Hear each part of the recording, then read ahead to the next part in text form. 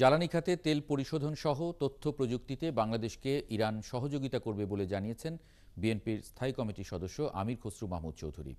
ঢাকায় নিযুক্ত ইরানের রাষ্ট্রদূত মানসুর চাভেজির সাথে বৈঠক শেষে এক ব্রিফিংয়ে একথা জানান তিনি। ছাত্র জনতার আন্দোলনের মাধ্যমে নতুন যুগের যে সূচনা হয়েছে, ইরান তাকে স্বাগত জানিয়েছে বলে জানান আমির খসরু।